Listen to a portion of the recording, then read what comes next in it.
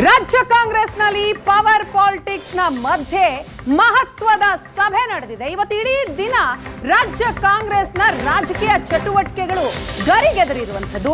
ಇವತ್ತು ಸಂಜೆ ಕಾಂಗ್ರೆಸ್ನ ಶಾಸಕಾಂಗ ಪಕ್ಷದ ಸಭೆ ನಡೆಯಲಿದೆ. ಡಿನ್ನರ್ ಮೀಟಿಂಗ್ ನ ನಂತರ ರಾಜ್ಯಕ್ಕೆ ಉಸ್ತುವಾರಿ ರಣದೀಪ್ ಸಿಂಗ್ ಸುರ್ಜೇವಾಲಾ ಅವರು ಬಂದಿದ್ದಾರೆ. ಬೆಳಗ್ಗೆಯಿಂದಲೂ ಕೂಡ ಸಭೆಗಳ ಮೇಲೆ ಸಭೆ ಮಾಡ್ತಾ ಇದ್ದಾರೆ. ಸಂಜೆ ಸಿಎಲ್ಪಿ ಮೀಟಿಂಗ್ ಇದೆ, ಬಹಳ ಮಹತ್ವವನ್ನ ಪಡೆದುಕೊಂಡಿದೆ ಶಾಸಕಾಂಗ ಪಕ್ಷದ ಸಭೆ. ಈ ಸಭೆಯಲ್ಲೂ ಕೂಡ ಸುರ್ಜೇವಾಲಾ ಅವರು ಭಾಗಿಯಾಗ್ತಾರೆ. ಗೃಹ ಸಚಿವ ಪರಮೇಶ್ವರ್ ಅವರ ನಿವಾಸದಲ್ಲಿ ದಲಿತ ಸಚಿವರು ಶಾಸಕರ ಡಿನ್ನರ್ ಮೀಟಿಂಗ್ ಅನ್ನ ಕರೆಯಲಾಗಿತ್ತು. ಆ ಮೀಟಿಂಗ್ ಅನ್ನ ಹೈಕಮಾಂಡ್ ರದ್ದು ಮಾಡಿತು, ಮುಂದೂಡಲಾಯಿತು. ಆ ರದ್ದಿನ ಬಳಿಕ ರಾಜ್ಯಕ್ಕೆ ಸುರ್ಜೇವಾಲಾ ಅವರು ಬಂದಿರುವಂಥದ್ದು ಬಹಳ ಮಹತ್ವವನ್ನ ಪಡೆದುಕೊಂಡಿದೆ. ಡಿಕೆ ಶಿವಕುಮಾರ್ ವಿದೇಶದಲ್ಲಿದ್ದಂತಹ ಸಂದರ್ಭದಲ್ಲಿ ಸತೀಶ್ ಜಾರಕಿಹೊಳಿ ಅವರ ಮನೆಯಲ್ಲಿ ಡಿನ್ನರ್ ಮೀಟಿಂಗ್ ನಡೆದಿತ್ತು. ಡಿಕೆಶಿ ಟಾರ್ಗೆಟ್ ಮಾಡಿನೇ ಸಿಎಂ ಮತ್ತು ಅಹಿಂದ ನಾಯಕರು ಸಭೆ ಮಾಡಿದ್ರು. ರಾಜ್ಯ ಕಾಂಗ್ರೆಸ್ನ ಆಂತರಿಕ ಸಂಘರ್ಷ ಸರಿಪಡಿಸೋದಿಕ್ಕೆ ಇವತ್ತು ಬೆಳಿಗ್ಗೆಯಿಂದಲೂ ಕೂಡ ಸರಣಿ ಸಭೆಗಳಾಗ್ತಾ ಇದೆ. ಸರ್ವ ಸದಸ್ಯರ ಸಭೆ, ಪದಾಧಿಕಾರಿಗಳ ಸಭೆಯನ್ನ ನಡೆಸಿದ್ದಾರೆ ಸುರ್ಜೇವಾಲಾ.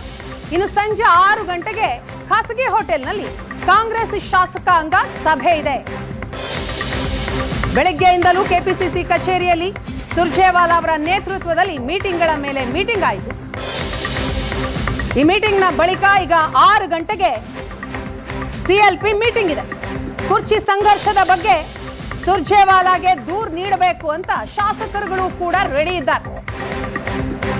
ಅಧಿಕಾರ ಹಂಚಿಕೆಯ ಬಗ್ಗೆ Siddu team versus DK Shivakumar ಮಧ್ಯೆ ಆಗ್ತಾ ಇರುವಂತಹ ಸಂಘರ್ಷ, ಈ ಕುರ್ಚಿ ಸಂಘರ್ಷದ ಮಧ್ಯೆನೇ ಕಾಂಗ್ರೆಸ್ ಶಾಸಕಾಂಗ ಪಕ್ಷದ ಸಭೆ ಬಹಳ ಮಹತ್ವವನ್ನ ಪಡೆದುಕೊಂಡಿದೆ. ರಾಜ್ಯ ಉಸ್ತುವಾರಿ ರಣದೀಪ್ ಸಿಂಗ್ ಸುರ್ಜೇವಾಲಾ ಅವರ ನೇತೃತ್ವದಲ್ಲಿಯೇ ನಡೆಯುವಂತಹ ಮೀಟಿಂಗ್ ಇದು. ಕುರ್ಚಿ ಸಂಘರ್ಷದ ಕುರಿತಾಗಿ ಶಾಸಕರು ಸುರ್ಜೇವಾಲಾ ಅವರಿಗೆ ದೂರು ಕೊಡೋದಿಕ್ಕೆ ಸಿದ್ಧರಾಗಿದ್ದಾರೆ. ಅನುದಾನದ ವಿಚಾರದಲ್ಲೂ ಕೂಡ ಶಾಸಕರ ಸಭೆಯಲ್ಲಿ ಧ್ವನಿ ಎತ್ತುವ ಸಾಧ್ಯತೆ ಇದೆ. ಹಿಂದಿನ ಸಭೆಗಳಲ್ಲೂ ಕೂಡ ಅನುದಾನದ ಕುರಿತಾಗಿ ಮಾತುಕತೆಗಳಾಗಿತ್ತು. ಹಿಂದಿನ ಸಭೆಗಳಲ್ಲೂ ಅನುದಾನ ಇಲ್ಲದ ಕುರಿತಾಗಿ ಶಾಸಕರು ಆಕ್ರೋಶವನ್ನ ಹೊರಹಾಕಿದ್ರು. ಈಗ ಮತ್ತೊಮ್ಮೆ ಉಸ್ತುವಾರಿಗಳ ಮುಂದೆ ಅದೆಲ್ಲವನ್ನೂ ಕೂಡ ಇಡಲಿದ್ದಾರೆ.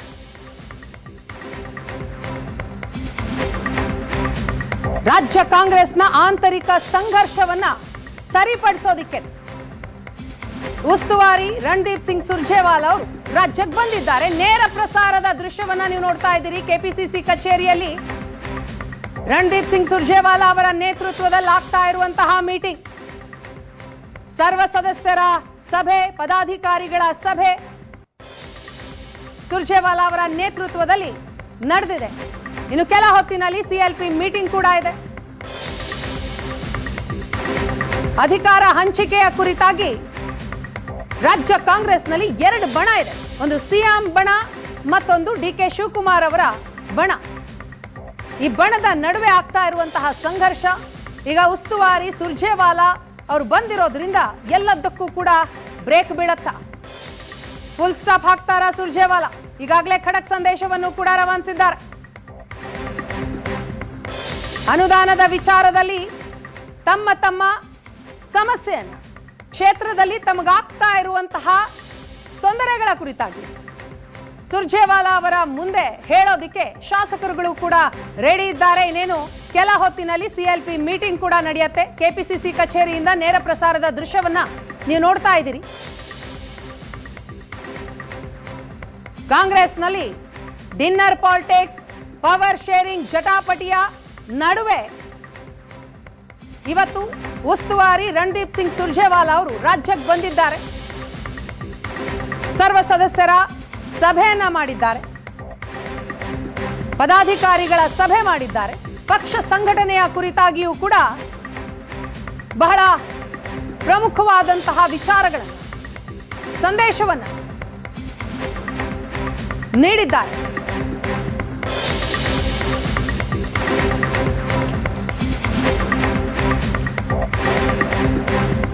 ಇನ್ನು ಜೈ ಬಾಪು, ಜೈ ಭೀಮ್, ಜೈ ಸಂವಿಧಾನ್ ಸಮಾವೇಶ ಬೆಳಗಾವಿಯಲ್ಲಿ ಕಳೆದ ತಿಂಗಳಾಗಬೇಕಾಗಿದ್ದಂತಹ ಸಮಾವೇಶ ಅದನ್ನ ಮುಂದೂಡಲಾಗಿದೆ. ಕಾರಣ ಮನಮೋಹನ್ ಸಿಂಗ್ ಅವರ ನಿಧನದ ಹಿನ್ನೆಲೆ ಇದೇ ತಿಂಗಳು 21ರಂದು ಸಮಾವೇಶ ಮಾಡೋದಕ್ಕೆ ಎಲ್ಲ ತಯಾರಿಗಳನ್ನ ಮಾಡಿಕೊಳ್ಳಲಾಗ್ತಾ ಇದೆ. ಆ ಬಗ್ಗೆಯೂ ಕೂಡ ಇವತ್ತಿನ ಸಭೆಯಲ್ಲಿ ಸುರ್ಜೇವಾಲಾ ಅವರು ಚರ್ಚೆ ಮಾಡಿದ್ದಾರೆ. ಈ ಸಮಾವೇಶದ ಚರ್ಚೆಯ ಮಧ್ಯೆನೇ ಪವರ್ ಪಾಲಿಟಿಕ್ಸ್ ಚರ್ಚೆ ಬಹಳ ಮಹತ್ವವನ್ನ ಪಡೆದುಕೊಂಡಿರುವಂಥದ್ದು.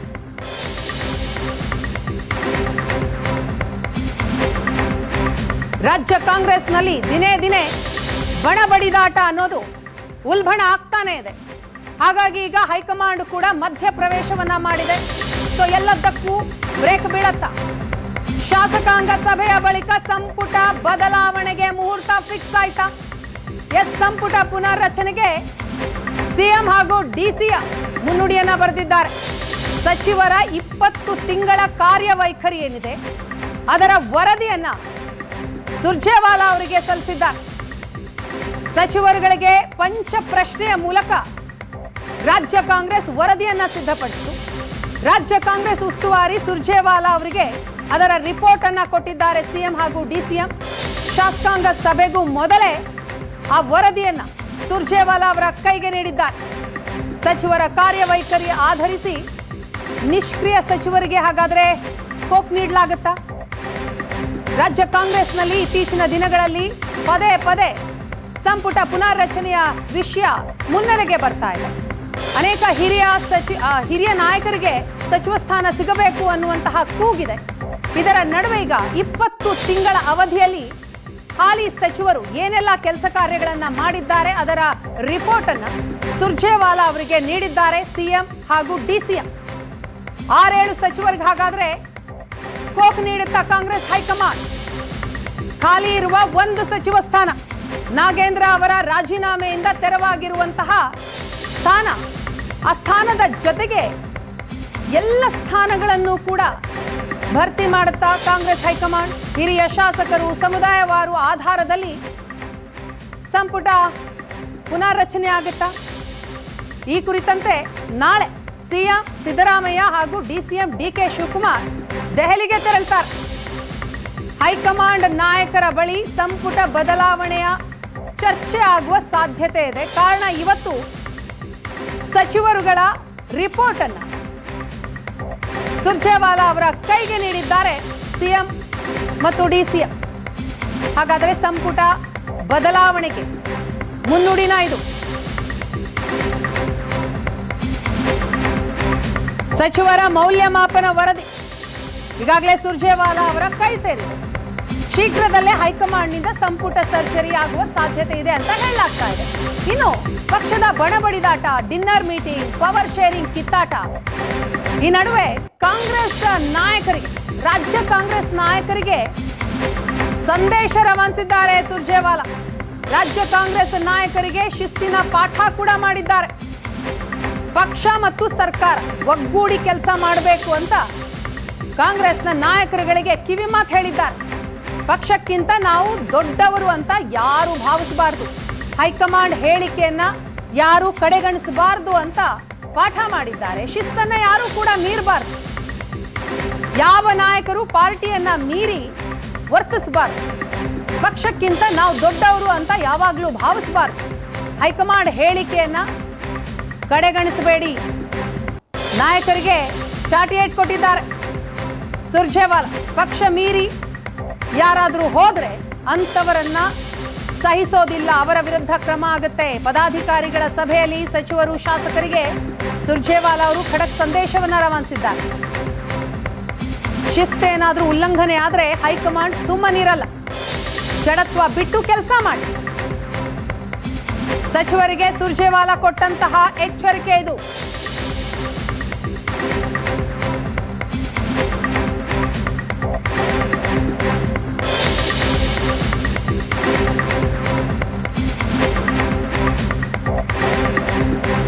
ರಾಜ್ಯ ಕಾಂಗ್ರೆಸ್ಗೆ ಉಸ್ತುವಾರಿ ರಣದೀಪ್ ಸಿಂಗ್ ಸುರ್ಜೇವಾಲಾ ಅವರು ಖಡಕ್ ಸಂದೇಶವನ್ನ ರವಾನಿಸಿದ್ದಾರೆ.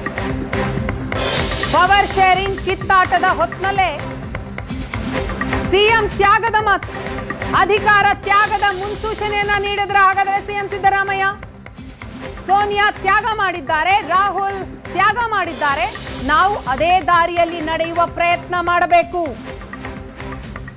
ತ್ಯಾಗದ ಮಾತನಾಡಿದ್ದಾರೆ ಸಿಎಂ ಸಿದ್ದರಾಮಯ್ಯ.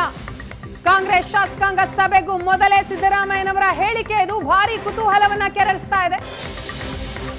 ನಾವು ಅದೇ ದಾರಿಯಲ್ಲಿ ಅಂದ್ರೆ ಸೋನಿಯಾ ಗಾಂಧಿ ಅವರು ತ್ಯಾಗ ಮಾಡಿದ್ದಾರೆ, ರಾಹುಲ್ ಗಾಂಧಿ ಅವರು ಕೂಡ ತ್ಯಾಗ ಮಾಡಿದ್ದಾರೆ, ನಾವು ಕೂಡ ಅದೇ ಹಾದಿಯಲ್ಲಿ ನಡಿಬೇಕು ಅನ್ನುವಂತಹ ಮಾತನ್ನ ಸಿಎಂ ಸಿದ್ದರಾಮಯ್ಯನವರು ಆಡಿರೋದು ಬಹಳ ಕುತೂಹಲವನ್ನ ಮೂಡಿಸ್ತಾ ಇದೆ. ಕಾಂಗ್ರೆಸ್ ಮಾತ್ರ ಸಮಾಜದಲ್ಲಿ ಪರಿವರ್ತನೆ ತರೋದಕ್ಕೆ ಸಾಧ್ಯ. ಜೆಡಿಎಸ್ ಯಾರ ಜೊತೆಗೆ ಬೇಕಾದರೂ ಕೂಡ ಸೇರ್ಕೊಳ್ಳುತ್ತೆ.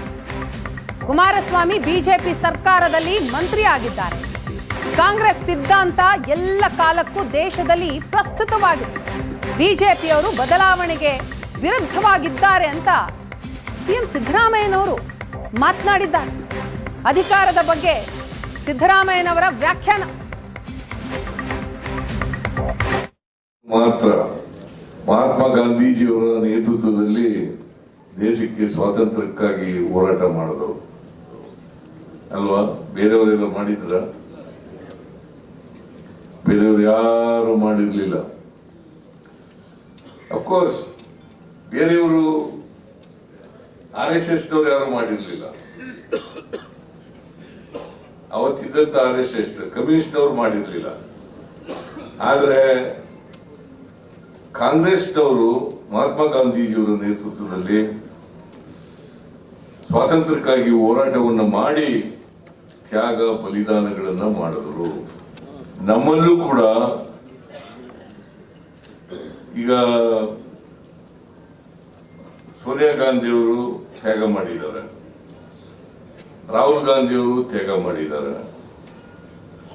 ನಾವು ಕೂಡ ಅದೇ ದಾರಿನಲ್ಲಿ ನಡೀತಕ್ಕಂಥ ಪ್ರಾಮಾಣಿಕ ಪ್ರಯತ್ನವನ್ನು ಮಾಡಬೇಕು. ಯಾಕಂದ್ರೆ ಕಾಂಗ್ರೆಸ್ ಪಕ್ಷ ಮಾತ್ರ ಸಮಾಜದಲ್ಲಿ ಪರಿವರ್ತನೆಯನ್ನು ಬಯಸ್ತಕ್ಕಂಥದ್ದು.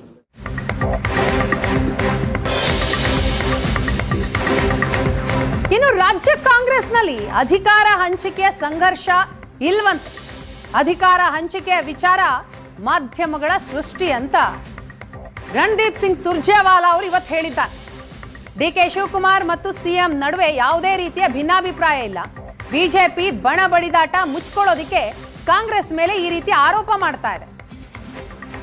ಬಸನಗೌಡ ಪಾಟೀಲ್ ಯತ್ನಾಳ್, ವಿಜಯೇಂದ್ರ ಕಿತ್ತಾಡ್ಕೊಳ್ತಾ ಇದ್ದಾರೆ. ಕಾಂಗ್ರೆಸ್ನಲ್ಲಿ ಯಾವುದೇ ಪವರ್ ಶೇರಿಂಗ್ ಚರ್ಚೆ ನಡೀತಾ ಇಲ್ಲ, ಯಾವುದೇ ಕಿತ್ತಾಟ ಇಲ್ಲ. ಏನಿದ್ರೂ ಕೂಡ ಬಿಜೆಪಿ ಪಾಳೆಯದಲ್ಲೇ ನಡೀತಾ ಇದೆ.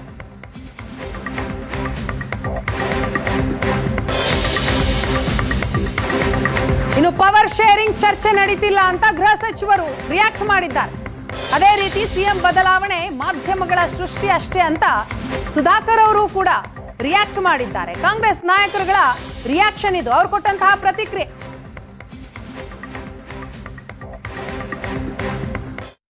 A selected group of news channels that instead of asking questions to a dismembered BJP, which is on a fratricidal path to finish each other, you are asking question to a united government which is solidly executing a direct benefit transfer to every Kannadiga family with a cumulative total of 58,000 crore. Naturally, BJP is perturbed by it. On one side, Yatnal is baying for blood of Vijendra. On the other side, Ashwath Narayan and Ashok keep fighting. On another hand, Mr. Jharkholi and others in the BJP are having solid differences of opinion. In order to hide their misdeeds and failures, they continue to manufacture stories in order to attack the Congress guarantees. They are not attacking Mr. Siddaramaiah. They are not attacking Mr. DK Shivkumar. They are not attacking the Congress government, but they are attacking people of Karnataka. ಸ್ಪಷ್ಟವಾಗಿ ಹೇಳ್ತೀನಿ, ಯಾವುದೇ power sharing ಬಗ್ಗೆ ಚರ್ಚೆ ಆಗ್ತಾ ಇಲ್ಲ. ಅದನ್ನು ಅನವಶ್ಯಕವಾಗಿ ಕೆಲವರು ಮಾಧ್ಯಮದಲ್ಲಿ ಅದನ್ನು ಬಿತ್ತರಿಸ್ತಾ ಇದ್ದಾರೆ. CLP ಮಾಮೂಲಿ ನೋಡಿ, CLP ಫೆಬ್ರವರಿ ಅಥವಾ ಮಾರ್ಚ್ ಅಲ್ಲಿ ಹೊಸ ಬಜೆಟ್ ಅನ್ನ ಮಾನ್ಯ ಮುಖ್ಯಮಂತ್ರಿಗಳು ಮಂಡಿಸ್ತಾರೆ. ಆ ವಿಷಯದಲ್ಲಿ ಚರ್ಚೆ ಮಾಡೋದಕ್ಕೆ ಕರೆದಿದ್ದಾರೆ ಅಂತ ಅನ್ಕೊಳ್ತೀನಿ. ನಮ್ಗಿನ್ನೇನು ಅಜೆಂಡಾ ಏನು ಬಂದಿಲ್ಲ. ಪೋಸ್ಟ್ಪೋನ್ ಮಾಡಿದೀವಲ್ಲ, ರದ್ದು ಮಾಡಿಲ್ಲ, ಪೋಸ್ಟ್ಪೋನ್ ಮಾಡಿದ್ದೇವೆ. ಸುರ್ಜೇವಾಲಾ ಅವ್ರಿಗೂ ಕೂಡ ವಿನಂತಿ ಮಾಡಿದ್ದೇನೆ, ಆ ಮೀಟಿಂಗಿಗೆ ನೀವು ಬನ್ನಿ ಅಂತ ಹೇಳಿ ಕರೆದಿದ್ದೇನೆ. ಹಾಗಾಗಿ ಅವ್ರು ಯಾವಾಗ ಸಮಯ ಕೊಡ್ತಾರೋ ಆ ಸಮಯದಲ್ಲಿ ಮಾಡ್ತೇವೆ. ಮುಖ್ಯಮಂತ್ರಿಗಳು ಹೇಳಿರ್ತಕ್ಕಂಥದ್ದು ಯಾವ ರೀತಿ ತಪ್ಪು ಅಂತ ನೀವು ಭಾವಿಸ್ತೀರಿ? ಮುಖ್ಯಮಂತ್ರಿಗಳಾಗಿದ್ದಾರೆ, ಮುಖ್ಯಮಂತ್ರಿ ಬದಲಾವಣೆ ಮತ್ತೊಂದು ಪ್ರಶ್ನೆ ಈಗ ಎಲ್ಲೂ ಉದ್ಭವ ಆಗಿಲ್ಲ. ಮುಖ್ಯಮಂತ್ರಿಗಳು ಬಹಳ ಇವತ್ತು ಗಟ್ಟಿಯಾಗಿ ಆಡಳಿತವನ್ನ ಮುಖ್ಯಮಂತ್ರಿಗಳ ಜೊತೆಯಲ್ಲಿ ನಮ್ಮ ಉಪಮುಖ್ಯಮಂತ್ರಿಗಳಾಗಿರ್ತಕ್ಕಂಥ DK ಶಿವಕುಮಾರ್ ಅವರು, ಇಡೀ ಸಂಪುಟ ಮತ್ತು ಶಾಸಕರು ಏನಿವತ್ತು 139-40 ಜನ ಶಾಸಕರಿದ್ದೀವಿ. ನಾವೆಲ್ಲರೂ ಇವತ್ತು ಅವರ ಬೆನ್ನಿಂದ ನಿಂತಿದ್ದೀವಿ. ಅದರಿಂದ ಇದು ವಿನಾಕಾರಣ ಮಾಧ್ಯಮಗಳಲ್ಲಿ ಮುಖ್ಯಮಂತ್ರಿ ಬದಲಾವಣೆ ಮತ್ತೊಂದು ಇವೆಲ್ಲ ಯಾಕೆ ಉದ್ಭವ ಆಯಿತು ಆ ಚರ್ಚೆಗಳು ಅಂತಕ್ಕಂಥದ್ದು ನಮ್ಗೆ ಅರ್ಥ ಆಗ್ತಾ ಇಲ್ಲ. ಆ ರೀತಿ ಪ್ರಶ್ನೆ ಇವತ್ತು ನಮ್ಮ ಪಕ್ಷದ ಮುಂದೆ ಇಲ್ಲ. ಎಲ್ಲ ಗೊಂದಲ ನಿಮ್ಮಿಂದ ನೋಡ್ತಾ ಇರೋದು ನಾನು ಪತ್ರಿಕೆಯಲ್ಲಿ, ಟಿವಿಯಲ್ಲಿ. ನಮ್ಮವ್ರು ಯಾರು ಹೇಳಿದಂಗಿಲ್ಲ ಅಂಥದ್ದೇನು ಹೇಳಿದ್ರೆ ಹೇಳಿ. ಮುಂದೂಡಿದೀವಿ ಅಂತ ಹೇಳಿದ್ದಾರೆ, ಬಂದತ್ ಹೇಳಿಲ್ಲ. ಮುಂದೂಡಿದೀವಿ ನಾವು ಮಾಡೋದಿಲ್ಲ ಅಂತೇನು ಹೇಳಿಲ್ಲಲ್ಲ, ಮುಂದೂಡಿದೀವಿ. ಅರೆ ಮುಂದೂಡಿದ ನಂತರ ಸಭೆ ಆಗತ್ತೆ. ಸಭೆನೇ ಮಾಡೋದಿಲ್ಲ ಅಂತೇನು ಹೇಳಿಲ್ಲಲ್ಲ, ಮುಂದೂಡಿದೀವಿ, ಸಭೆ ಆಗತ್ತೆ. ಶಾಸಕಾಂಗ ಪಕ್ಷದಲ್ಲಿ ಹೇಳ್ತಿದ್ದೀನಿ, ಅದನ್ನು ಹೇಳಿದ್ ನಿಮಗೂ ತಿಳಿಸ್ತೀನಿ. ಎಲ್ಲ ಸಚಿವರು ಭಾಗಿಯಾಗ್ತಾರೆ, ಶಾಸಕರದು ಭಾಗಿಯಾಗೋದಿಲ್ಲ. ಶಾಸಕರ ಅಭಿಪ್ರಾಯ ಮತ್ತೊಂದು ಕ್ರೋಢೀಕರಿಸ್ತಾರೆ. ಎಲ್ಲ ಶಾಸಕರಲ್ಲಿ ಕ್ಯಾಬಿನೆಟ್ ಬರೋಕ್ಕಾಗತ್ತಲ್ಲ, ಇಲ್ವಲ್ಲ. CLP ಮಾಡ್ಬೋದು. ಎಲ್ಲ ದಲಿತ ಶಾಸಕರು ಇರ್ತಾರೆ, ಅವ್ರ ಅಭಿಪ್ರಾಯ ಕೂಡ ಅಲ್ಲಿ ವ್ಯಕ್ತ ಆಗ್ಬೋದು. ನೋಡೋಣ, ಕಾದ್ ನೋಡೋಣ. CM ಹೋಮ್ ಮಿನಿಸ್ಟರ್ ಹೇಳ್ತೀವಿ. ನಾವು ಮೆಂಬರ್, ಅದಕ್ಕೆ ಚೇರ್ಮನ್ರು ಹೋಮ್ ಮಿನಿಸ್ಟರ್ ಇದ್ದಾರೆ, ಅವ್ರು ಪ್ರಸ್ತಾಪ ಮಾಡಬೇಕು. ನಾವು ಮತ್ತೆ ಮಾಡ್ತೀವಿ, ಅನುಮತಿ ಕೊಡಿ ಅಂತ ಕೊಟ್ಟರೆ ಮಾಡೋ. ಈ ಸಲ ಗ್ರ್ಯಾಂಡ್ ಆಗಿ ಮಾಡೋಣ. ಈ ನಡುವೆ ಶಾಸಕ ಬಾಲಕೃಷ್ಣ ಸ್ಫೋಟಕ ಹೇಳಿಕೆಯನ್ನ ಕೊಟ್ಟಿದ್ದಾರೆ. ಸಿದ್ದರಾಮಯ್ಯನವರ ಬಳಿಕ DCM DK ಶಿವಕುಮಾರ್ CM ಆಗ್ತಾರೆ. ಯಾರೋ ಹೇಳಿದ ಮಾತ್ರಕ್ಕೆ CM DCM ಆಗೋದಿಲ್ಲ. ಬಾಲಕೃಷ್ಣ ಅವರು ಹೇಳ್ತಾ ಇರೋ ಮಾತಿತ್ತು. ಕೆಲವರು ಜಾತಿ ಅಭಿಮಾನಕ್ಕಾಗಿ ನಮ್ಮವರೇ CM ಆಗಬೇಕು ಅಂತ ಹೇಳ್ತಾರೆ. ಇದೇ ಅವಧಿಯಲ್ಲೇ ಆಗ್ತಾರಾ ಅನ್ನೋದರ ಬಗ್ಗೆ ಹೈಕಮಾಂಡೇ ನಿರ್ಧಾರ ಮಾಡುತ್ತೆ. CM DCM ಯಾರು ಅಂತ ಹೈಕಮಾಂಡ್ ತೀರ್ಮಾನ ಮಾಡಲಿದೆ ಅಂತ ಬಾಲಕೃಷ್ಣ ಅವರು ಹೇಳಿದ್ದಾರೆ. ಜಾತಿ ಅಭಿಮಾನದ ಕಾರಣಕ್ಕಾಗಿ ನಮ್ಮವರು ಮುಖ್ಯಮಂತ್ರಿ ಆಗ್ಲಿ ಅನ್ನೋದು ಅಭಿಪ್ರಾಯ ಇರುತ್ತೆ. CM DCM ಆಗೋದನ್ನ ಹೈಕಮಾಂಡೇ ನಿರ್ಧಾರ ಮಾಡುತ್ತೆ. ಯಾರೋ ಹೇಳಿದ ಮಾತ್ರಕ್ಕೆ ಮುಖ್ಯಮಂತ್ರಿ ಉಪಮುಖ್ಯಮಂತ್ರಿ ಆಗೋದಿಲ್ಲ. ಇನ್ನು ಮಾಜಿ ಸಚಿವ RV ದೇಶಪಾಂಡೆ ಅವರು ಕೂಡ ಮಾತನಾಡಿದ್ದಾರೆ. ನಮ್ಮಲ್ಲಿ ಯಾವ ಭಿನ್ನಾಭಿಪ್ರಾಯವೂ ಇಲ್ಲ ಅಂತ ಹೇಳಿದ್ದಾರೆ. ಎಲ್ಲರೂ ಕೂಡಿಯೇ ಹೋಗ್ತಾ ಇದ್ದೇವೆ. ಸಿದ್ದರಾಮಯ್ಯ, DK ಶಿವಕುಮಾರ್ ಇವರ ನಡುವೆ ಯಾವ ಒಪ್ಪಂದವೂ ಇಲ್ಲ. ನಮ್ಮಲ್ಲಿ ಹೈಕಮಾಂಡ್ ಇದೆ, ಇಬ್ಬರು ವಿಶ್ವಾಸದಲ್ಲೇ ಇದ್ದಾರೆ. ನಾನು ಪಕ್ಷದಲ್ಲಿ ಹಿರಿಯನಿದ್ದೀನಿ, ಪರಿಸ್ಥಿತಿ ಬಂದಾಗ ಎಲ್ಲ ನೋಡೋಣ ಅನ್ನೋ ಮಾತನಾಡಿದ್ದಾರೆ RV ದೇಶಪಾಂಡೆ. ಅವರ ಜಾತಿ ಅಭಿಮಾನದ ಮೇಲೆ ಹೇಳವ್ರೆ, ಬಟ್ ಅದನ್ನೇ ನಾವು ಸೀರಿಯಸ್ ಆಗಿ ತಗೊಳಕ್ ಬರಲ್ಲ. ಅದನ್ನ ತೀರ್ಮಾನ ಮಾಡೋದಕ್ಕೆ ನಮ್ಮ ಪಕ್ಷದಲ್ಲಿ ಹೈಕಮಾಂಡ್ ಅಂತ ಒಂದಿದೆ. ಸುಮ್ಮನೆ ಯಾರ್ಯಾರು ಏನೇನೋ ಮಾತಾಡ್ದಂಗೆಲ್ಲ ಮುಖ್ಯಮಂತ್ರಿ ಮಾಡೋದು, ಉಪಮುಖ್ಯಮಂತ್ರಿ ಮಾಡೋದು ಸರ್ಕಾರ ಮಾಡಲಿಕ್ಕೆ ಸಾಧ್ಯ ಇಲ್ಲ. ಅವರ ಅಭಿಪ್ರಾಯನ ವ್ಯಕ್ತಪಡಿಸವ್ರೆ ಅಷ್ಟೇ. ಒಕ್ಕಲಿಗರ ನಾಯಕರುಗಳು ಅವ್ರ ಅಭಿಪ್ರಾಯ ವ್ಯಕ್ತಪಡಿಸವ್ರೆ. ಆದ್ರೆ ಹೈಕಮಾಂಡ್ ಅಂತಿಮವಾಗಿ ತೀರ್ಮಾನ ತಗೊಂತಾರೆ. ಪಕ್ಷದಲ್ಲಿ ಯಾವುದೂ ಭಿನ್ನಾಭಿಪ್ರಾಯ ಇಲ್ಲ, ಎಲ್ಲರೂ ಒಕ್ಕಡದಿಂದ ಕೆಲಸ ಮಾಡ್ತಾ ಇದ್ದೇವೆ.